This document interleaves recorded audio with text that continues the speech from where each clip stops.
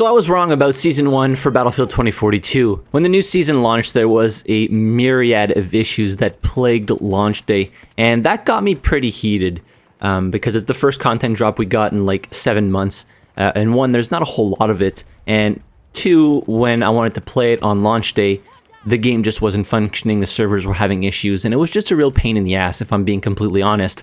But now that I've actually played the content somewhat a lot, I can say that the map is pretty damn good. Well, then again, I mean, we're comparing exposure to the base maps of 2042, and the base maps of 2042 are just... some of them feel like a real chore to play. But exposure is not the case. I was having a lot of fun in it. Breakthrough's actually really fun on that map. I don't play a whole lot of Conquest in 2042. I stick mostly to Breakthrough, and exposure is actually a lot of fun. One of the best pieces of content is the BSVM, so the new weapon that they added.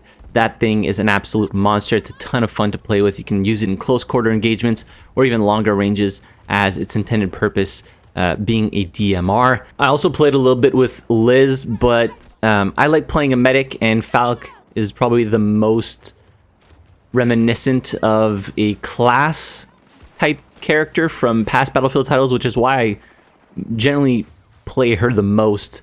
I'm still not a fan of specialists, but that is completely subjective. If you like specialists, good for you, but I would really want the class system to come back in any way, shape, or form.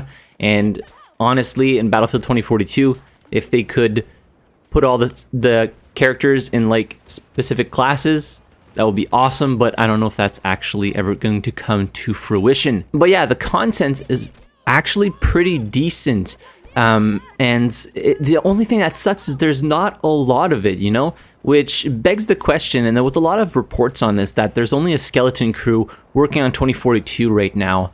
And with how slow the updates have been and how little content we actually got for Season 1, I really could be led to believe that there's not a whole lot of people working on the game at this time. And I can't say I'm really hopeful in terms of them releasing more than 4 seasons of content for Battlefield 2042.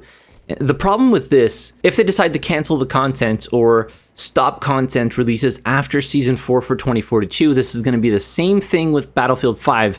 And they're losing confidence in people faster than they can gain it back. So with Battlefield 5, they axed the content releases to work on 2042. People lost a lot of faith in them on that part.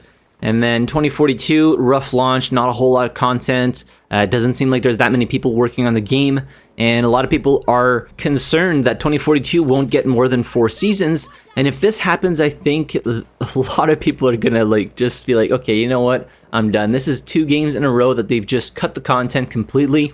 I'm done. I'm not buying the next Battlefield title. And honestly, I couldn't really blame them, or DICE couldn't really blame these people, because that would be 2 Battlefield titles in a row with a failed live service.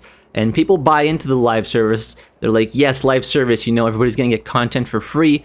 But when they end up just cutting content releases short and the game doesn't have all that much content to begin with, good luck trying to sell those people your next title if you don't make the efforts necessary to bring 2042 to a somewhat decent standard. But unfortunately, I think that's what might be in their plan. Again, there's no official word on this. EA said that there's a lot of people still working on 2042, but with how slow the updates are coming out, how little content we're getting, I have a hard time believing what they're saying, especially considering that it's coming from EA. I honestly tend to believe the insiders that are talking about how few people are working on the title. Now, I do still have a lot of gripes with the game. A lot of legacy features are still not in the game.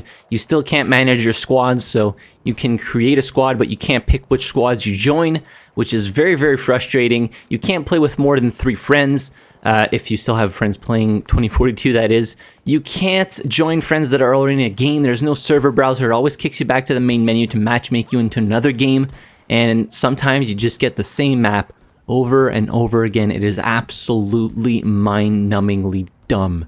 It drives me insane playing Hourglass 5 times in a row on Defenders. It's just really bad. It gives her a bad player experience to always be on the same side and always playing the same map. Like, since Season 1 launched, I've mostly been playing Exposure 24/7 Breakthrough. I'm always on defense. I have not attacked a single time on exposure breakthrough.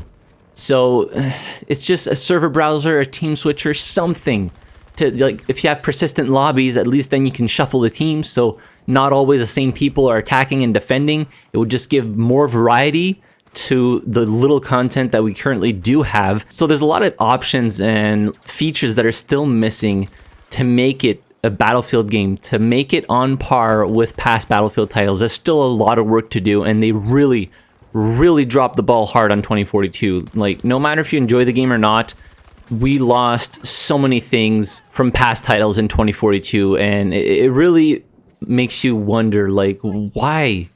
Well, they didn't have enough time to make the game, and they wanted to release it ahead of the holiday schedule. If they had delayed the game a whole year, they would have a much better standing with the community. They could have had time to actually have content ready to release shortly after the launch of the game, instead of having to fix the, honestly, incredible amount of issues that came with the launch of 2042, and that they are still fixing right now. But with all this being said, the content for Season 1 is good. I'm enjoying it. I don't think it's going to keep me around all that long because there's not a whole lot to do, unfortunately. I think that might be the case for a lot of people. The Steam numbers are higher than they've ever been for the past couple of months, but there's only one map. So again, I don't know how long these numbers are going to stay up. So yeah, I just wanted to make a video because when I initially played Season 1, I was pretty mad that I couldn't even get into a server, let alone unlock the new character, the new weapon, all these different things. And it's frustrating when you've waited so long for a little nibble of content to release, and when it does release, you can't even play it. You know, we all paid money for this game, and we have to be critical of it, and you are allowed to be critical of it. You paid your money for a product. You can be critical about it all you want, and you should be. They shouldn't release games that aren't ready to be released and have players just deal with issues for months and months on end. But anyways, that'll do it for today's video. Yeah, Season 1 content's fun. There just needs to be a lot more content and a lot more good content. Weapons. We need weapons. If you guys can bring portal weapons in All Out Warfare, you have to do it. There's such a lack of weapons in 2042. It's like, geez. But anyways, let me know what you think about Season 1 in the comment section down below. Hit the like button if you enjoyed the video. Subscribe to the channel if you haven't already. And as always, thank you so much for watching. I really appreciate it. And I'll see you guys in the next video. Have a good one.